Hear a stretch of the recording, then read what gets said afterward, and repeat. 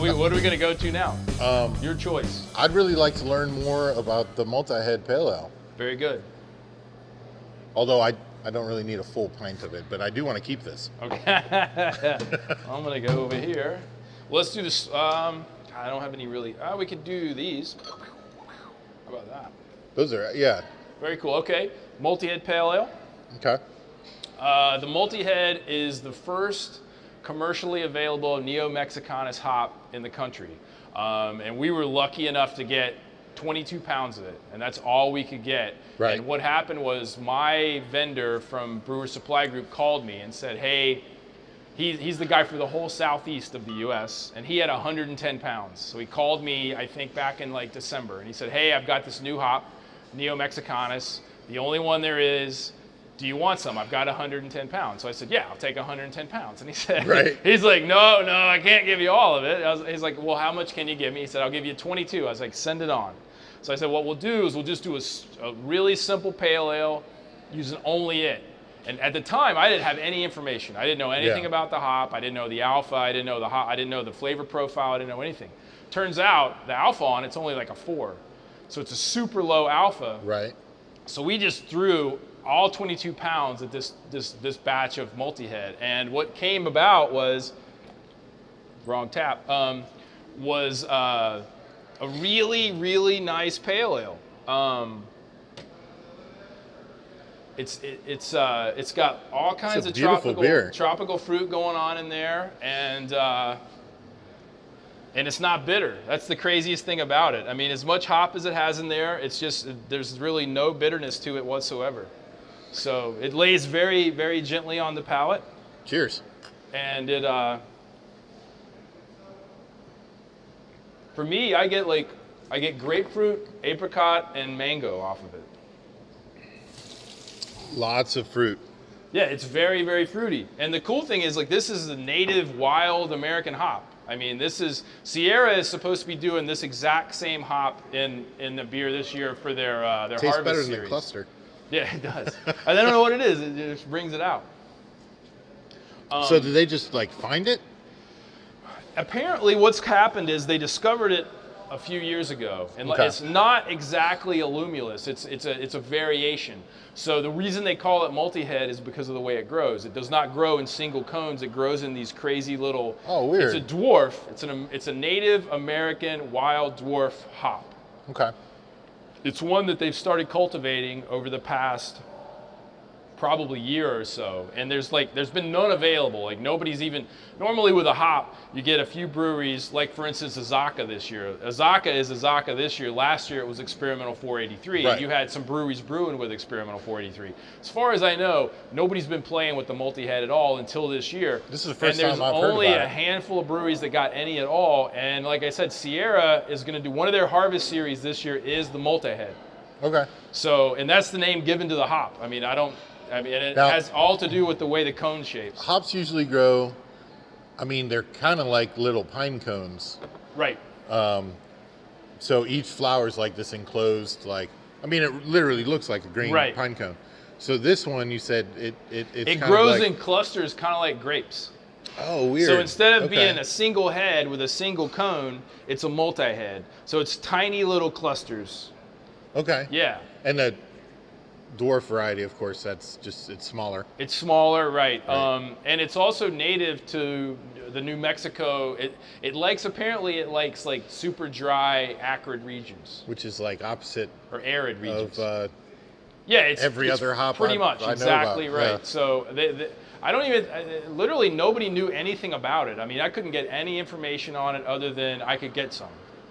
So well, that's kind of the important part. Right, exactly. Yeah. I mean, that is the most important part, and I think it turned out great. I'm really no. This is delicious. It's a really cool hop, and unfortunately, we don't have any more, and we're on the last. We've got like 2 kegs left. Right. So by the time this airs, there's probably not going to be any.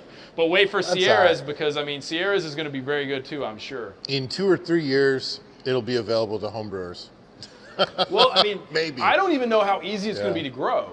True. So at this point, I know that there's probably very limited, at least it's not patented, as far as I know, since it's wild. Right. I would think that, if anything, I would hope that they would start cultivating it and start coming off with hybrids with this, because it's got such a great flavor profile already.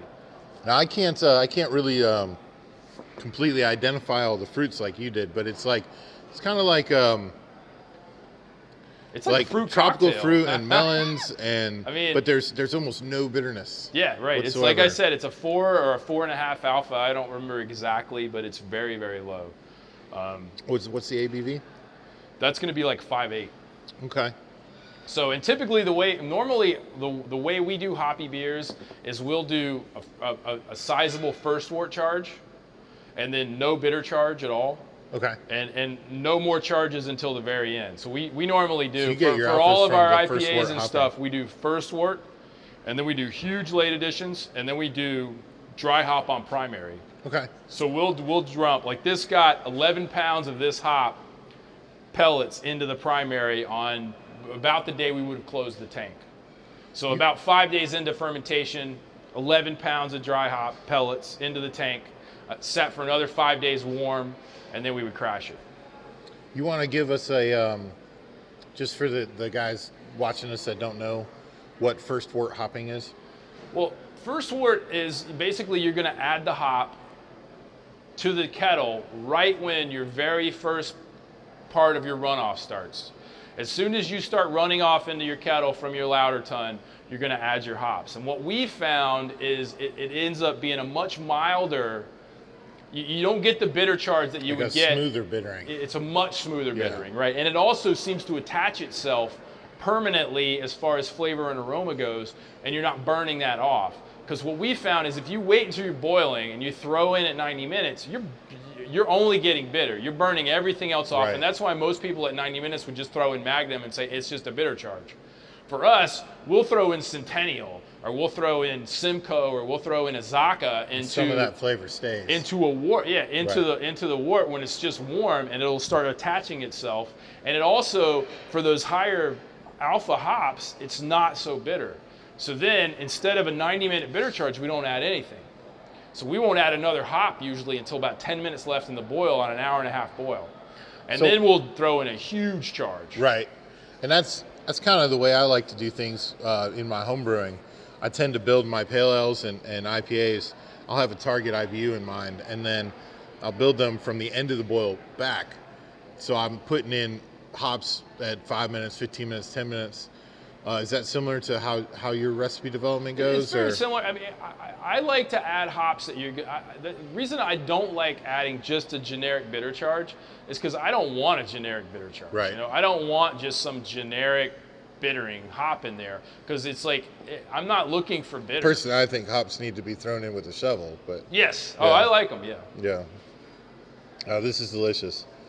So I found, at least in my brewing, that IBUs are important, but I also go by the bitterness ratio, which is it's just, I'm not sure if you guys use that, but it's basically a calculation of it's a ratio between gravity and IBUs. So, and then in order for it to be any use at all, you need to know what the averages are. Right. So I have this chart that I made up that has averages for all the styles, and I just go to double check myself and my recipe and make sure that it's going to be balanced, and it usually works out pretty well. Yeah, well, I mean, IBUs are very important for balance. Right, absolutely. But like I said, for American beers, I don't feel that it's a true. Well, I mean, I've heard that you can't even taste over 100 IBUs. That's what anyways. they say, right? But McKellar had this beer called 1,000 IBUs, and I tried it once, and I shared it with a buddy of mine, and it was a challenge getting through a glass. I found a lot of McKellar beers that are a challenge getting through the glass. It was. I mean, I'm glad I drank it. There's a lot of hype behind the whole Evil Twin McKellar thing. It was. It was an amazing beer that didn't taste good at all. It was just like straight alpha acids. Yeah. Well, I mean, it's like chewing on pellets. I mean, that's basically what it is. Well, this was awesome, man.